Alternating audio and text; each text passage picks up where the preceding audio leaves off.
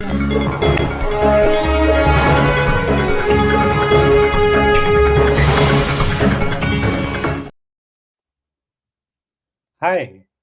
आज के वैदिक बाइट्स के एपिसोड में आप सभी का स्वागत है। आज हम बीना जी के साथ उपस्थित हैं। जो लोग पहली बार सुन रहे हैं, उन लोगों के लिए बता दूँ बीना मैम एक ओजस नाम की स्टार्टअप की फाउंडर हैं। ओजस लोगों के spiritual, mental and physical well-being के लिए yoga, meditation and pranic healing जैसी सर्विसेज प्रोवाइड करता है। मैम खुद एक काफ़ी एक्सपीरियंस प्राणिक हीलर हैं और इन्होंने देश और विदेश में कई सारी वर्कशॉप्स एंड हीलिंग कैंप भी कंडक्ट करवाए हैं। वेलकम बीना जी। धन्यवाद नलिन, नमस्ते। नमस्ते।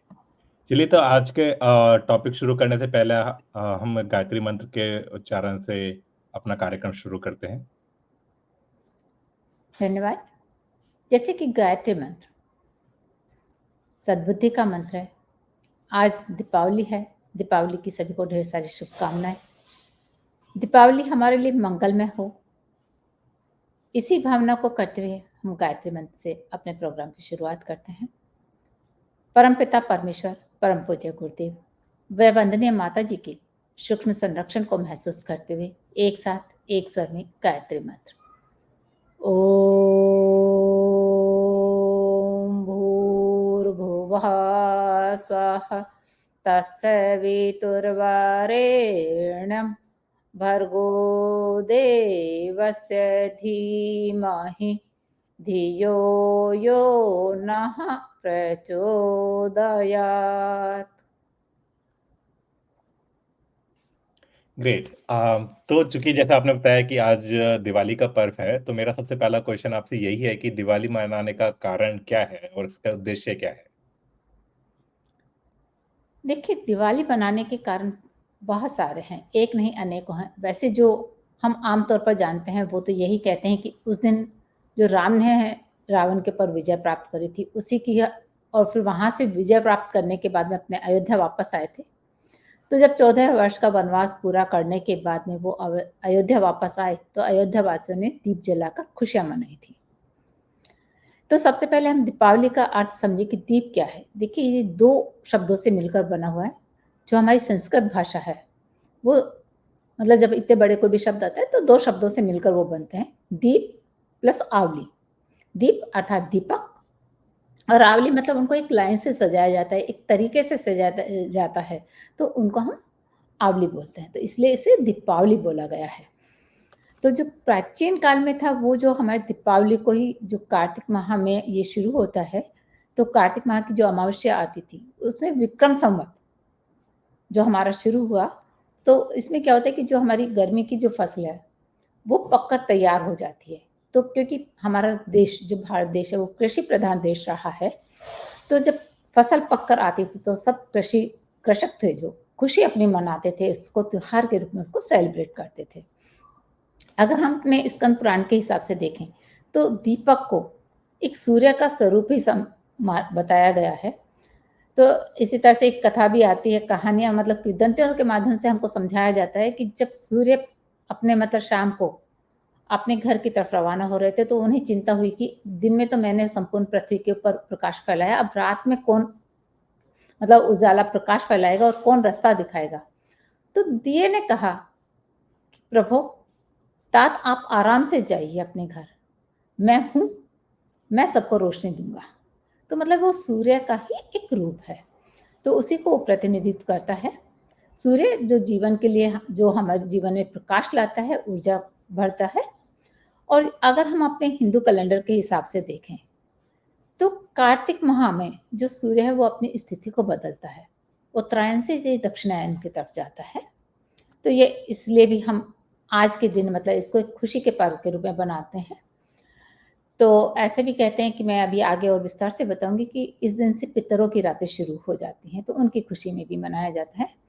और कुछ क्षेत्रों में तो क्या होता है कि हिंदू दीपावली को एक यम और नचिकेता की कहानी आती है, जिसे कि हमने अपने पिछले एपिसोड में विस्तार से बताया था, उसके साथ में जोड़ते हैं।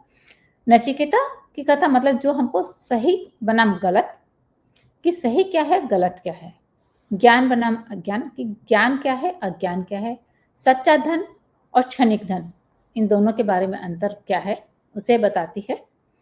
तो उसमें और हमने अच्छे से समझा है इसे। दीपावली का अगर इतिहास देखें तो जैसे कि मैंने अभी शुरू में आपको बताया कि श्री रामचंद्र जी के 14 वर्ष के वनवास से जुड़ा हुआ है।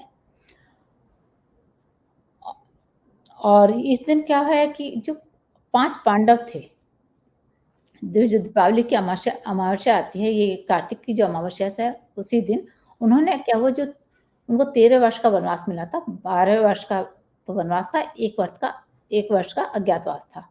उसी दिन वो अपने राज्य को वापस लौटे थे। कहा जाता है कि इस दिन जो भगवान विष्णु थे, उन्होंने राजा बलि को पाताल लोक का स्वामी बनाया था और इंद्र ने स्वर्ग को सुरक्षित मान कर के अब चलो क्योंकि जो बलि थे वो बहुत ताकतवर थे, उन्होंने मतलब सभी देवताओं को परेशान कर रखा था।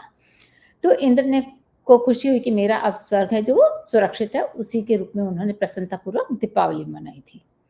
और एक पौराणिक कथा के अनुसार विष्णु जी ने अपना नरसिंह रूप धारण करके हिरण्यकश्यप का वध किया था।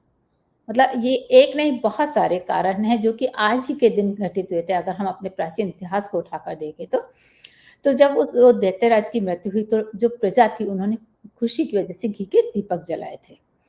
तो और इसी दिन हमारा जो गुप्तवंशी जो राजा चंद्रगुप्त विक्रमादित्य हुए थे, उन्हीं के नाम से जो हमारा विक्रम संवत चलता है, आज ही के दिन से शुरू हुआ था। और मतलब ये ऐसा नहीं कि ऐसे ही मुहूर्त मतलब ऐसे ही शुरू कर देते हैं कि विक्रम संवत कहीं कभी से शुरू कर दो, जैसे कि हमारा अंग्रेजी कैलेंडर शुरू हुआ था, ऐसा नहीं है। ये धर्म, गणित और ज्योतिष विज्ञान के सभी के कैलकुलेशन के हिसाब से ये मुहूर्त निकलवाया गया था और फिर शुरू किया गया था। तो इस तरह से बहुत सारी घटनाएँ हैं जिनकी वजह से कि दीपावली का पर्व मनाया जाता है। और ये ऐसा नहीं है कि भारत में ही मनाया जाता है।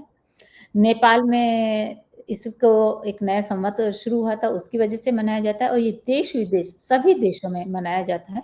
इसे हिंदू, जैन, सिख समुदाय सभी विशेष रूप से किसी न किसी कारण से मनाते हैं। तो जैसे हम लोगों ने सुन रखा है जो राम-रावण की कहानी है उसमें तो सुन रखा है कि धर्म की अन्याय के ऊपर विजय हुई थी। पर जैसा आपने बताया कि दीपावली बनाने के और भी बहुत सारे कारण हैं, बहुत सारी और भी कहानियाँ हैं इसके पीछे। तो इन सब से हमको और क्या हमें और क्या सीख मिलती है और क्या संदेश मिलते हैं? देखिए वैसे तो दीपावली है जो मतलब आध्यात्मिक अंधकार पर आंतरिक प्रकाश का। क्योंकि हमारे अंदर ही सबसे पहले अंधकार है। क्या जो नकारात्मक भाव तत्व हैं, विचार हैं, वो हमारे अंधकार हैं। और यही रावण के भी जो हम कहते हैं कि 10 सिर जो उनके कटे थे, वो क्या थे? उनके पास में 10 जो हमारे कहते हैं कि नकारात्मक भाव हैं, वो थे। उनके ऊपर जो उनका विजय था, वो प्राप्त करना है, तो आंतरिक प्रकाश है। अज्ञान पर एक तरह से हम कह सकते हैं कि अज्ञान पर ज्ञान का संदेश मिलता है कि हमको अपने अज्ञान पर विजय प्राप्त करनी है। तो अंधकार से प्रकाश की ओर ले जाता है, तो सत्य से असत्य से ये हमें सत्य की ओर दर्शन कराता है।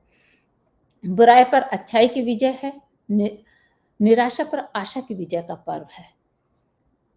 यह पर्व है जो समाज में उल्लास, भाईचारा और प्रेम का संदेश फैलाता है। ये पर्व सामूहिक और व्यक्तिगत दोनों रूप से ही मनाया जाता है। देखिए हम व्यक्तिगत भी अपने जब हम पटाखे छोड़ते हैं, दीपक जलाते हैं, तो व्यक्तिगत भी हम खुश होते हैं अपने सब में भी। और लेकिन जब समूह में इसको हर घर-घर में जाकर हम दीपक जलाते हैं, मंदिरों में जाकर दीपक जलाते हैं, तो ये सामूहिक रूप से भी मनाया जाता है, जो कि हमको धार्मिक, सांस्कृतिक और सामाजिक तीनों तरह से एक-दूसरे से जोड़ता है। ये हालाँकि कहते हैं कि हर प्रांत में अपने-अपने हिसाब से मतलब अपने-अपने मनाने के कारण और तरीके जैसे बहुत सारे कारण मैंने आपको बताए थे और भी बहुत सारे कारण हैं, अपने-अपने कारण हैं और अपने-अपने तरीके हैं। लेकिन ये त्योहार हमारा सदियों से मतलब जब से कहें कि हमारे ऋषियों ने इसकी खोज करी है, खुशियाँ मनाना शुरू करा है तभी से ये चला आ रहा है। ये जो दीपावली है वो लोगों में अपनी उमंग भरती है, क्योंकि हमने ये खुशी के रूप में मनाया था। जब हमारे अंदर कोई खुशी होती है और किसी को हम बुलाते हैं तो क्या करते हैं? कोई हमारे घर आने वाला मेहमान होता है तो हम अपने घर को साफ-सुथरा करते हैं। तो ये लक्ष्मी जी के पर्व का है कि इस दिन कहते हैं कि जब समुद्र मंथन हुआ था तो लक्ष्मी जी की उत्पत्ति हुई थी। तो लक्ष्मी जी ने विष्णु जी का वरण किया था तो उसकी खुशी में भी ये मनाया जाता है। तो हम लक्ष्मी जी का आह्वान करते हैं। जब लक्ष्मी जी हमारे घर आ रहे हैं तो निश्चित रूप से हम घर का कोना-कोना साफ करते हैं, नए कपड़े पहनते हैं और मिठाइयों का उपहार है जो एक-दूसरे को बाँटते हैं, एक-दूसरे से मिलते हैं, घर को पूरी तरह से जैसे रंगोली बनाकर सजाते हैं, फूलों से सजाते हैं, दिए जलाते हैं, आतिशबाजी करते हैं। तो इस तरह से छोटे-बड़े सभी इस त्योहार में भाग लेते हैं। इस दिन जो बच्चे हैं वो अपने माता-पिता से, बड़ों से ये एक संदेश लेते हैं, एक कहानियों के माध्यम से, कथाओं के माध्यम से, मिथकों के माध्यम से कि हमको बुराई से अच्छाई की तरफ चलना है, अंधेरे से प्रकाश की तरफ चलना है। और इनके बीच में जो लड़ाई रहती है, हमेशा हमको अपने प्रकाश पर, अपनी अच्छाई पर विजय को प्राप्त करना है। इस दिन देखिए जगह-जगह पर मेले भी लगते हैं और बाज़ार में अगर जाएँगे तो बाज़ार तो पूरी तरह से सज जाते हैं, कहीं मिठाइयों से तो कहीं बर्तनों की दुकानों से, सोने-चांदी, क्योंकि आज के हाँ, भई हम मतलब दीपावली के पर सोना, चांदी, बर्तन बहुत खरीदते हैं, क्योंकि इससे 2 दिन पहले ही अभी धनतेरस गया था। तो धनतेरस के दिन तो हम विशेष रूप से इसमें खरीदारियाँ करते हैं। और कल छोटी दीपावली थी, अब उसको हम नरक चतुर्दशी या रूप चतुर्दशी के नाम से भी जानते हैं। और आज दीपावली है, कल गोवर्धन पूजा होगी, जिसमें कि मतलब ये 1 दिन का त्योहार नहीं है, ये देखिए 5 दिन का त्योहार है। कल गोवर्धन पूजा होगी, उसमें श्री कृष्ण जी ने अपनी चिटली उँगली के ऊपर गोवर्धन पर्वत को उठाया था और पूरे ब्रजवासियों की रक्षा करी थी, उसके रूप में मनाया जाता है। उसके अगले दिन भाई दूज का त्योहार आ जाता है, जिसमें कि बहनें अपने भाई को मंगल तिलक करती हैं और भाई भी अपने उपहार के रूप में बहनों को कुछ न कुछ अ उपहार देते हैं। तो इस तरह से ये 5 दिन का त्योहार होता है, इसे हम यम द्वितीया भी कहते हैं। तो इस दिन जो व्यापारी वर्ग होता है, देखिए कृषक वर्ग तो अपनी फसल को, उनकी नई फसल पककर तैयार होती है, उसकी खुशी के रूप में मनाता है। तो जो मतलब व्यापारी वर्ग है, वो उस दिन आज अपनी बही खाता को बदलते हैं। जो पुराने बही खाता हैं, उनको हटाते हैं, नई बही खाता बनाते हैं। मतलब अपने आने वाले समय का पूरा एक बही खाता बनाते हैं कि हमको कितनी आय करनी है। एक वो जैसे कहते हैं ना कि अपनी प्लानिंग 1 साल की। जैसे आजकल कंपनियों में होता है कि 1 साल का अपना टारगेट लेकर वो चलते हैं कि हमें कितना हमको कहाँ से इन्वेस्टमेंट करना है, कहाँ-कहाँ हमको इन्वेस्टमेंट करना है, कहाँ से हमको अपना अर्निंग सोर्स बनाने हैं और हमको किस तरह से अपनी कंपनी को आगे लेकर चलना है। ठीक इसी तरह से पहले व्यापारी होते थे, तो वो भी अपना पूरे साल भर का अपना लेखा-जोखा बनाते थे कि हमको अपने व्यापार को 1 साल के अंदर कितना ग्रो करना है, कहाँ इन्वेस्टमेंट करना है और कहाँ से हमको पैसे को बचाना है, कहाँ से पैसे को लेकर आना है। तो इस तरह से ये सभी के लिए विशेष रूप से खुशी का पर्व होता है और इसमें हमें निश्चित रूप से आशा और विश्वास की अपने अंदर रखते हुए प्रकाश की ओर चलना है। तो इसमें फिर जैसे अलग-अलग भगवानों की पूजा होती है, जैसे लक्ष्मी जी की पूजा होती है दिवाली वाले दिन, तो वो पूजा करने का प्रॉपर प्रोसेस क्या होता है? किस किस विधि से पूजा करनी चाहिए? देखिए, विधि तो बहुत सारी होती हैं। अगर हमें विधि ना भी आए, हमारे मन के भाव हैं, जो विचार हैं, वो अगर उसकी तरफ लगे हुए हैं, मतलब जिस भी देवी की, देवता की हम पूजा करना चाह रहे हैं, तो क्योंकि देवी-देवता हमारे कर्म कांड के लिए नहीं, कर्म कांड तो हमको वहाँ तक पहुँचाने का एक साधन मात्र है। जैसे कि अगर मान लो आज आप दिल्ली में बैठे हैं और आपको बम्बई जाना है, तो आपको कोई ना कोई साधन चाहिए वहाँ तक जाने के लिए।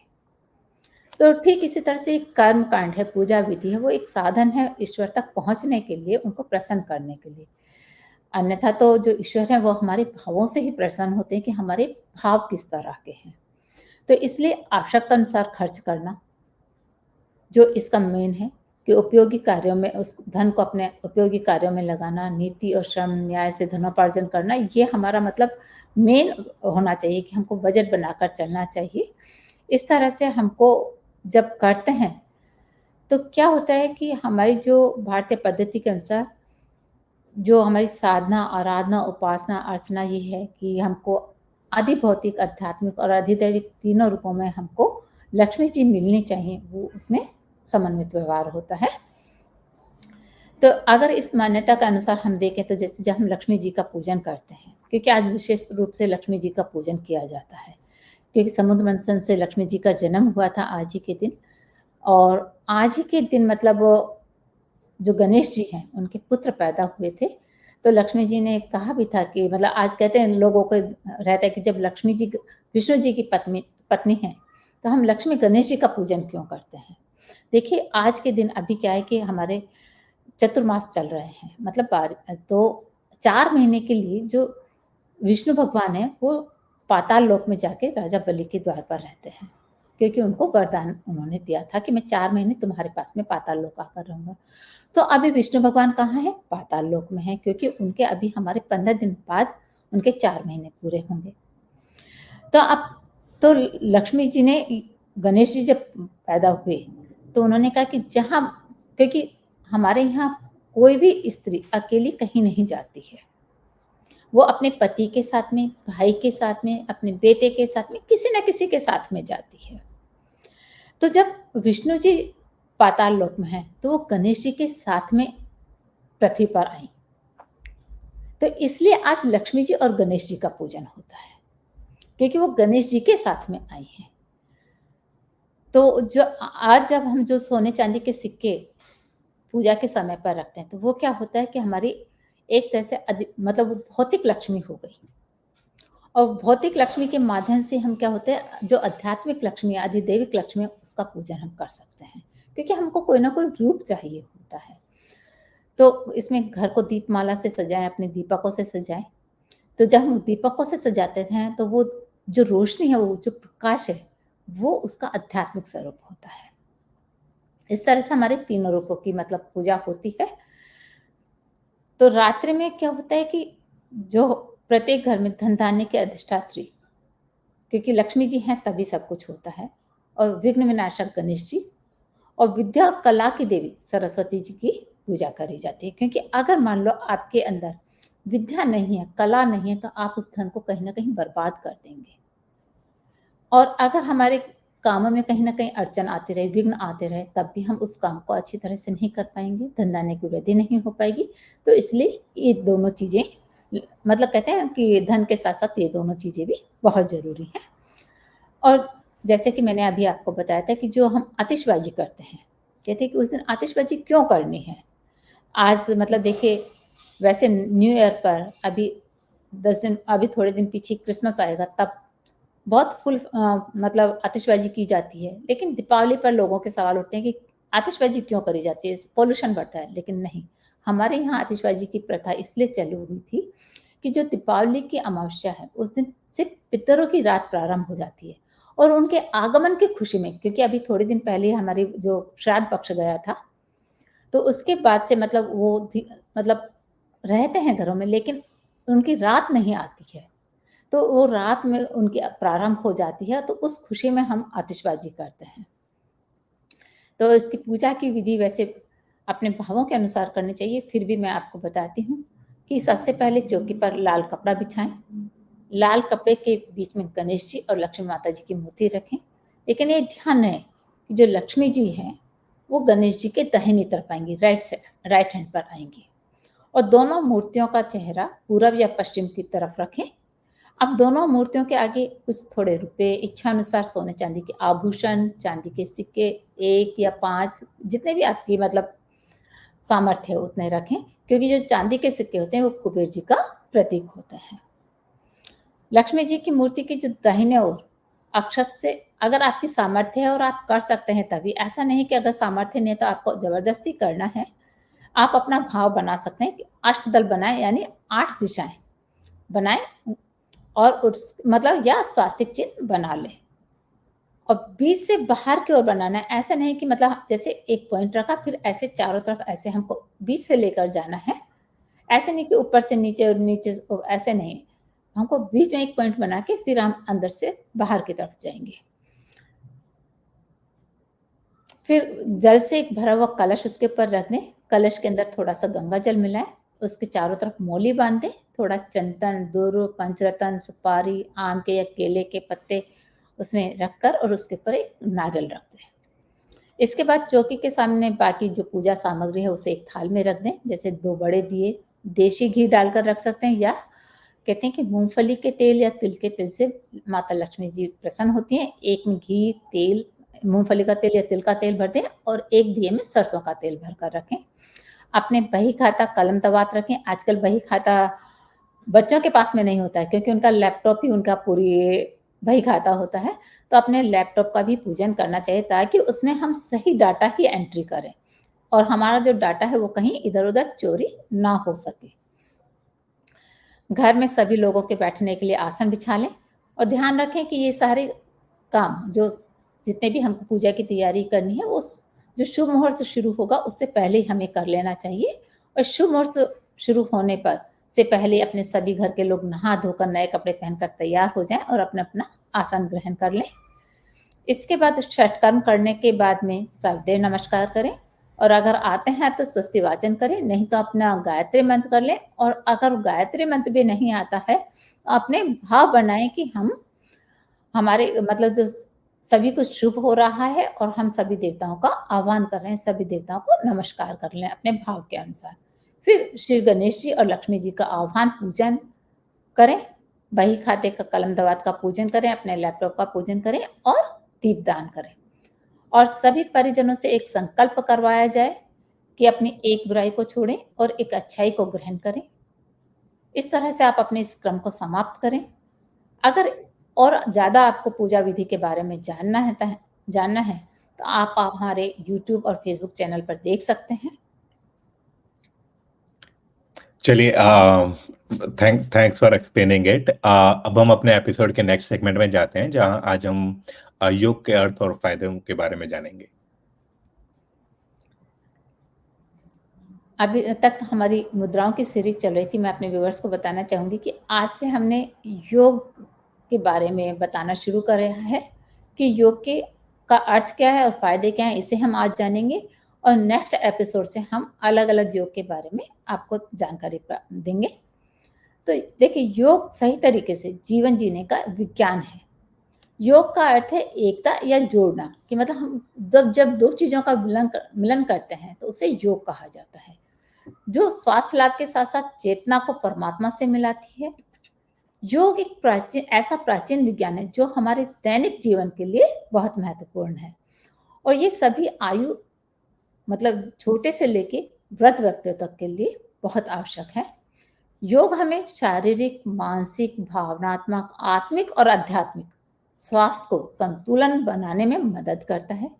यह हमें तंदुरुस्त रहने में मदद करता है और स्ट्रेस जो आज के समय में बहुत ज़्यादा कॉमन हो गया है, उससे उसके अनुसार और भी जो अन्य बीमारियाँ हैं, उनसे बचाव करता है। ये हमें जीवन में अधिक सकारात्मक बनाता है, खुशहाल बनाता है। क्योंकि जब स्ट्रेस नहीं रहेगा तो निश्चित रूप से हम खुश रहेंगे। योग का लाभ सबसे पहले हमारे भौतिक शरीर को मिलता है, फिर हमारे मानसिक, भावनात्मक, आत्मिक और आध्यात्मिक रूप से प्रभावित होता है। योग 4 प्रकार का होता है, राजयोग, कर्मयोग, भक्ति योग और ज्ञान योग। वैसे और भी योग हैं, जैसे हठ योग है और भी है, लेकिन जो मेन है वो 4 योग हैं।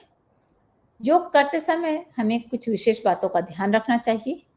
दिन का कोई भी एक समय निश्चित करें। ज़मीन पर योगा मैट, दरी या चादर बिछा लें, खुली जगह पर करें। अगर आप अब योगा को शुरू कर रहे हैं, मतलब अभी आप नए-नए ही योग को करने लगे हैं, तो आप योगाभ्यास को धैर्य और दृढ़तापूर्वक करें, मतलब अपना पेशेंस रखें, लेकिन इसको हमें डेली करना है, नियमित करना है। नियमितता बहुत ज़रूरी है। जल्दबाज़ी और ज़बरदस्ती बिल्कुल नहीं करें। शुरुआत जो आसन है वो योगासन से करें।